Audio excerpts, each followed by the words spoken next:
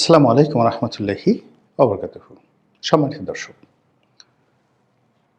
December মাসের ২৫ তারিখে জনাব তারেক রহমান সাহেবের দেশে ফেরার পর পুরো যে রাজনীতি, সেই রাজনীতির হিসেব একেবারে ১৮০ ডিগ্রি অ্যাঙ্গেলে উল্টে গিয়েছে। যারা বিএনপি সমর্থক রয়েছেন তাদের আনন্দের সীমা নেই। বিএনপির বাড়িতে বাড়িতে ঈদের আনন্দ, বিএনপির যারা প্রার্থী তাদের সবার বাড়িতে যেন পূর্ণিমার চাঁদের হাট বসেছে। সবাই ধরিয়ে নিচ্ছে, একেবারে কনফার্ম এমপি হয়ে যাচ্ছে, কনফার্ম মন্ত্রী হয়ে যাচ্ছেন। তারপর তাদের নেতা জনাব তারেক রহমান সাহেব প্রধানমন্ত্রী হবেন। তো সেই প্রধানমন্ত্রী হলে তার অভিষেকটা কেমন হবে? তিনি কি প্রধানমন্ত্রী হিসাবে শপথ গ্রহণের পর সেই গণসংবর্ধনায় অংশ নেবেন ৩০০ ফিটে আবার, নাকি জাতির উদ্দেশ্যে ভাষণ দেবেন? এটি নিয়ে মানুষ কিন্তু চিন্তাভাবনা করছে যে নর্মালি নির্বাচিত হওয়ার পর জাতির উদ্দেশ্যে ভাষণ দেন টেলিভিশনে। তো যেহেতু তিনি দেশনায়ক, তারপরে জনমানুষের নেতা, তো তার যে অভিষেক, সেই অভিষেক যদি আগের মতো ৩০০ ফিটে হয় তাহলে এটা একটা ব্যতিক্রমধর্মী ঘটনা হবে। এইরকম চিন্তাভাবনা বিএনপির যারা নেতাকর্মী তারা কিন্তু করছেন। আর যেহেতু বিএনপির হাতে অনেক মাইক, 35% লোক বিএনপি করে, তো এই দশমুখে যখন এই সকল কথাবার্তা আলোচনা হচ্ছে এবং তাদের বডি ল্যাঙ্গুয়েজে যখন এই জিনিসগুলো প্রচারিত হচ্ছে, তখন প্রশাসনে একটা ধাক্কা লাগছে। এবং আপনি জানেন যে আমাদের দেশের প্রশাসন সবসময় সরকারের দালালি করে, ক্ষমতার দাবিদারি করে, এবং ক্ষমতা যার কাছে যায় তাকে রীতিমতো তোয়াজ তদবির করা, স্যার ডাকা, ম্যাডাম ডাকা, পা ধরে কদমবুচি করা, মানে এটা আমাদের প্রশাসনের একটা অভ্যাস হয়ে গেছে। এটা কেন? এটা একটা সাইকোলজিক্যাল ব্যাখ্যা দেওয়া দরকার। সবসময় আমরা আমলাদেরকে দায়ী করি। আমাদের সমাজে চিন্তা করুন যে এখন যারা আমলা হচ্ছে মধ্যবিত্ত, নিম্ন মধ্যবিত্ত এবং দরিদ্র পরিবারের সন্তান। তো এই সন্তানটি প্রথমত ভালো ছাত্র। ভালো ছাত্রের কতগুলো অভ্যাস থাকে। ভালো ছাত্র হলো তারা যেদিকে কনসেন্ট্রেট করে মন, ওর বাইরে অন্যদিকে মানে গাং হয়ে গেল, ভেঙে তছনছ হয়ে গেল, তাতে তাদের কোনো খোঁজখবর থাকে না। তো সেদিকে তাদের চাকরিটা বাঁচাতে হবে। এর বাইরে তাদের কতটা সম্মান গেল, লোকজন তাদেরকে কি বলল, কি গালাগালি করলো, তাদের কতটা ক্ষতি হলো, ব্যক্তিত্ব রইল না গেল, এসব নিয়ে যারা আমলার রয়েছেন তারা কখনো ভাবে না। ওই যে শৈশব থেকে তাদের ওই অভ্যাসের কারণে, মেধার কারণে। দ্বিতীয়ত হলো তারা যখনই মেধাবী হয় তাদেরকে নিয়ে তাদের পিতা মাতা, আত্মীয় স্বজন সবাই স্বপ্ন দেখেন। তো স্বপ্ন দেখে তাদেরকে ঘি, মাখন, পোলাও, কোরমা, দুধের স্বর, মানে পরিবারের সবাইকে বঞ্চিত করে তাদেরকে খাওয়াতে হবে। তারপর ধরুন একটা দরিদ্র পিতা, তার পরনে লুঙ্গি নেই, তার গামছাটাও ছিঁড়ে গিয়েছে, বা সে যদি রিক্সা চালক হয় তার টায়ারটা অবিলম্বে পাল্টানো দরকার। কিন্তু এ সকল কর্ম না করে সেই দরিদ্র পিতা প্রায় করে কি, মানে তার সেই মেধাবী ছেলেটি তাকে সুটেড বুটেড করে বিশ্ববিদ্যালয়ে পাঠায়।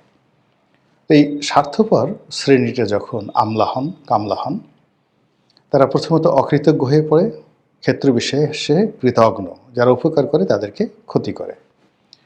এরা ভীষণ রকম অসামাজিক এবং ভীত সন্ত্রস্ত হয়ে থাকে। থার্ড যে কারণটি হলো, তারা ক্ষমতায় বসার পর যখন তারা ম্যাজিস্ট্রেসি পাওয়ার পায়, সিদ্ধান্ত গ্রহণ করার ক্ষমতা পায়, ঠিক ওই সময়টাতে তাদের যে অতীতের বেদনা, না পাওয়ার কষ্ট, তাদের যে ঈর্ষা, প্রায় সব জিনিসগুলোই তারা ওই চেয়ারে বসে বাস্তবায়ন করার চেষ্টা করে। এর কারণে হয় কি, যে কোনো মূল্যে তারা ক্ষমতায় থাকতে চায়, তাদের চেয়ারটা বাঁচাতে চায়, ক্ষমতাধর লোকদের সঙ্গে গণ্ডগোল তারা করতে চায় না ইন জেনারেল। তো এর প্রেক্ষাপটে কি হলো, এখন যে বাতাস, সেই বাতাস তারেক রহমানের বাতাস। এখন যে পরিবেশ, বিএনপির পরিবেশ। এখন যে আওয়াজ, সেটা হলো প্রথম বাংলাদেশ আমার শেষ বাংলাদেশ, জীবন বাংলাদেশ আমার মরণ বাংলাদেশের আওয়াজ। আমাদের মাথা গরম হয়ে গেছে, কে আগে যাবে, এতকাল জান্নাতের টিকিট আশা করত, এতকাল নতুন বন্দোবস্তের কথা চিন্তা করত, কত বাচ্চা ছেলেদের ব্যাগ টানতো। এখন তারা তারেক রহমান সাহেবের দরবারে হাজিরা দেওয়ার জন্য যে দৌড়দৌড়ি করছে, ছুটোছুটি করছে, এবং জনগণের সঙ্গে তারা যেভাবে প্রতিযোগিতা করে আগে যাওয়ার চেষ্টা করছে, এই দৃশ্য দেখে বিএনপির যারা প্রতিদ্বন্দ্বী ছিলেন এই গত 17 মাসে, জামাত এবং এনসিপি, তাদের মাথা গরম। এখন তারা না পারছে বলতে, না পারছে সহ্য করতে, তাদের অঙ্গ জ্বলে যাচ্ছে। কেন? গত 17 মাসে তারাও তো ঠিক সেম কাজই করেছে। তখনও তো বিএনপির গাত্রদাহ হয়েছে, গায়ে জ্বালা হয়ে গিয়েছে। কিন্তু বিএনপি তখন যেভাবে বলতে পারেনি, তদ্রূপ এখনও জামাত বলতে পারছে না। তারা টিপ্পনি কাটছেন বিভিন্ন প্রেক্ষাপটে, কথার পিঠে কথায়, বিএনপিকে, তারেক রহমান সাহেবকে, শহীদ প্রেসিডেন্ট জিয়াউর রহমানকে, তারপর বেগম খালেদা জিয়াকে। সুযোগ পেলেই তারা টিটকেরি করার চেষ্টা করছে। তো এই অবস্থাতে বলতে গেলে এখন তারা যে সকল কথাবার্তা বলছেন, যেটা 1-2 মাসে আগে কল্পনাও করা যেত না। তারা নির্বাচন নিয়ে সন্দেহ প্রকাশ করছে। নির্বাচনটা যদি হয় সেক্ষেত্রে একটি বিশেষ দলের দিকে প্রশাসন ঝুঁকে আছে, এটা ভালো হবে না, এই ধরনের কথাবার্তা বলছে। আবার হালকা পাতলা হুমকিও দিচ্ছে। এটা দেখে মনে হচ্ছে যে তারা খুব ভয় পেয়ে গেছে, ভীষণ রকম তারা ভয় পেয়ে গেছে। এবং নির্বাচন যদি হয় সেখানে তাদের যে পরাজয়, এটা অবারিত এবং অবধারিত, আরও যদি বলি নিশ্চিত। এই আতঙ্ক তাদেরকে তাড়া করছে। এটা কিন্তু আমার কথা না, আমি সাইকোলজিক্যালি ব্যাখ্যা করছি। তো এই তাড়া করার ফলে আপনি দেখবেন যে গত সেই 25 তারিখ থেকে এখন পর্যন্ত জামাতের যে সকল বড় বড় নেতা, যাদের মানে পোশাকের দিকে তাকালে মনে হতো তারা রাজা হয়ে গেছেন, তারপর তারা অনেকেই বডিগার্ড নিয়ে ঘুরতেন, তারপরে নতুন নতুন গাড়ি, তারা সাধারণত সাধারণ গাড়িতে চড়তেন, এখন ইদানিং তারাও সেই লেক্সাস, তারপরে প্রাডো জিপ, ল্যান্ড ক্রুজার, এ সকল দামি দামি গাড়িতে তারা চড়ছেন। তো এই 25 তারিখের পরে এটাতে কিছুটা ভাটা দেখা দিয়েছে। তাদের কাছে যেভাবে রাষ্ট্রদূতরা যেতেন, ব্যবসায়ীরা যেতেন, এবং এই এখন তারেক রহমান সাহেবের কাছে যারা যেতেন, তারাও একসময় তাদের কাছে গোপনে প্রকাশ্যে ধর্ণা দিতেন, ইদানিং তারা দিচ্ছেন না। এটা তাদের কাছে ভীষণ রকম একটা অপমান, অমর্যাদাকর এবং কষ্টের। এই কষ্টটা তারা প্রকাশ করতে চাচ্ছেন, এবং সেই প্রকাশ যদি তারা গণতান্ত্রিক উপায়ে সুন্দরভাবে করেন, এটি বিএনপির জন্য, জামাতের জন্য, সকলের জন্য খুব ভালো হবে। কিন্তু কোনো কারণে যদি তারা সেই মনের ক্ষোভ মনের মধ্যে রেখে গুপ্ত সংগঠনের মতো কোনো কাজ করে বসেন, অথবা দেখা গেল যে হঠাৎ রাগ হয়ে যান, এবং 1996 সনে তারা যে কাজ করেছিলেন, যে শেষ মুহূর্তে সকল দলের সঙ্গে একত্র হয়ে পার্লামেন্ট বর্জন করেছিলেন এবং পার্লামেন্ট থেকে পদত্যাগ করে সে একটা 15ই ফেব্রুয়ারি নির্বাচনটাকে অনিবার্য করে তুলেছিলেন এই জামাত। তো কাজেই সেই জামাত এখন এই সময়টিতে এসে অতীতের যে কোনো সময়ের চাইতে এখন তারা খুব সেন্সিটিভ অবস্থার মধ্যে আছে। প্রথম হলো যে অতীতে তারা একটি বিশেষ দলের, মানে আইদার আওয়ামী লীগের অথবা বিএনপির, কখনো জাতীয় পার্টির, তারা সাহায্যকারী অক্সিলারি ফোর্স হিসেবে তারা রাজনীতি করেছে। কিন্তু এইবার তারা নিজেরাই একটা প্রাইম ফ্যাক্টর।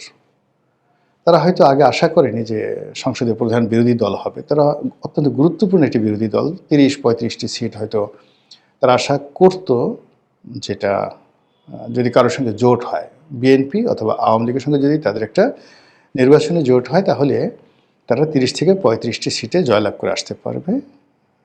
আর এই সময়টিতে এখন তারা এই নতুন পরিস্থিতিতে, আওয়ামী লীগের অবর্তমানে তারা চিন্তা করেছে যে তারা সরকার গঠন করতে পারবে, ভীষণ রকম সরকার গঠন করতে পারবে। কিন্তু এখন যে অবস্থা তৈরি হয়েছে, তাতে তাদের ভাবতে হচ্ছে যে একবার তারা নির্বাচন করে নাকি 2টো না 3টা সিট পেয়েছিল। তো এখন এক্ষেত্রে এবারও কি 2টো বা 3টা সিট আসবে কি না? যদি তাই হয় তাহলে তো মানে আত্মহত্যা করা ছাড়া উপায় থাকবে না, ইঁদুরের বিষ খেয়ে মরতে হবে। যে বড় বড় কথাগুলো বলা হয়েছে, যা কিছু করা হয়েছে, যে শান শওকত এবং জামাতের অফিসটা কীভাবে সাজিয়েছে আপনি দেখেছেন? বিএনপি অফিসের চাইতে জামাতের অফিস অনেক সুন্দর করে সাজানো হয়েছে। এই সাজানোর কারণটাও মূলত তারা ক্ষমতায় চলে যাচ্ছে, এরকম একটা অবস্থা। বিশেষ করে তারেক রহমান সাহেব যতদিন লন্ডনে ছিলেন, ততদিন যত সহজে মির্জা আব্বাস, তারপরে মির্জা ফখরুল সাহেব, তারপর সালাউদ্দিন সাহেব, তাদেরকে প্রশাসনের ভয় দেখিয়ে যেভাবে নাস্তানাবুদ করা যেত, যমুনায় ভয় দেখিয়ে তাদেরকে যেভাবে নাস্তানাবুদ করা যেত, একবার যমুনাতে ডাকা হতো, আবার যমুনা থেকে তাদেরকে পাত্তা না দিয়েই আবার ঠিক হাউমাউ এলোমেলো ফাউ ফাউ কিছু কথাবার্তা বলে তাদেরকে সেখান থেকে বিদায় করা হতো, সেটি এখন হচ্ছে না। তারেক রহমান সাহেব আসার পরে এখন কে যমুনা, কে বঙ্গভবন, কে প্রধান উপদেষ্টা, কে রাষ্ট্রপতি, এই জিনিসগুলো নিয়ে না মানুষের কোনো মাথা ব্যথা নাই। কে জামাতের আমির, কে গণ অধিকার পরিষদের সভাপতি, এসব জিনিস নিয়ে মানুষের এখন মানে যাকে বলা হয়, আমাদের বাঙালির উপরে মানুষের রাগ হয় এমনি এমনি হয় না। মানে এরা কাউকে মাথায় তুলতেও সময় নেয় না, আবার মাথা থেকে আছাড় দিতেও নামিয়ে আছাড় দিতে তাদের দেরি লাগে না। এই ১৭ মাসে তারা ১৭ বার বিভিন্ন জোয়ারের কারণে, ভাটার কারণে পক্ষ পরিবর্তন করেছে। তো সেই জোয়ারটি এখন বিএনপির দিকে, আর ভাটাটি এখন জামাতের দিকে। তো এটা দেখে জামাতের যে কথাবার্তা, হাপিত দেশ, এগুলো শুনে মনে হচ্ছে যে জামাত কি আসলে বিএনপি যে বিজয়ী হবে, তারেক রহমান সাহেব যে প্রধানমন্ত্রী হবেন, এটা কি তারা মেনে নিয়েছেন? আর যদি তা না হয়, অতি সম্প্রতি জামাতের আমির জনাব তারেক রহমান সাহেবের সাথে দেখা করেছেন এবং বের হয়ে এসে তিনি জাতীয় সরকারে যোগদানের আগ্রহ প্রকাশ করেছেন। তিনি আসলে বলার চেষ্টা করেছেন যে আমরা যদি জয়লাভ করি, মানে জামাত যেটা এই মুহূর্তে অবস্থা হলো শুয়ের পিছন দিয়ে যদি উট ঢুকে, সেটাও সম্ভব না। এই জন্য কথা বলতে গিয়ে যে আমরা যদি সরকার গঠন করি, সেক্ষেত্রে বিএনপিকে আমরা জাতীয় সরকারে স্থান দেব। তো যেহেতু নির্বাচনের আগে, তো সিমিলারলি ভাইস ভার্সা যদি বিএনপি সরকার গঠন করে, সেক্ষেত্রে যদি জামাতকে তারা ডাকে জাতীয় সরকারে অংশগ্রহণ করার জন্য, জামাত আসবে। আমরা দেশটা গঠনের জন্য এই কাজগুলো করতে চাই। খুব নেহায়েত একেবারে নিষ্পাপ কথাবার্তা। কিন্তু যে শিক্ষা বিএনপি পেয়েছে গত ১৭ মাসে, যে শিক্ষা তারা পেয়েছে ২০১৮ থেকে ২০২৫ সন পর্যন্ত, যে শিক্ষা তারা পেয়েছে ২০০১ থেকে ২০০৫ পর্যন্ত, বিশেষ করে 1/11-এর সময়, সেক্ষেত্রে বিএনপির যারা লোকজন রয়েছে তাদেরকে যদি বলা হয় তোমাদের কুচি কুচি করে কেটে বিভিন্ন জায়গাতে কই মাছ যেভাবে মানে যাকে বলা হয় কই মাছ ক্যাচে ভিতরে মশলা ঢুকানোর জন্য, ওইভাবে তোমাদের শরীর কুচি কুচি করে কাটা হবে আর ভিতরে লবণ এবং মরিচ ঢুকিয়ে দিতে হবে। এটি হলো একটা অপশন। আর দ্বিতীয় অপশন হলো জামাতের সাথে গলাগলি করে তারপর শেষে সেই ২০০১-২০০৬-এর মতো তোমরা যে একটা জামাত বিএনপি সরকার চালাতে, ওইরকম একটি জাতীয় সরকার গঠন করে সবাইকে নিয়ে মিলেমিশে রাজনীতি করো।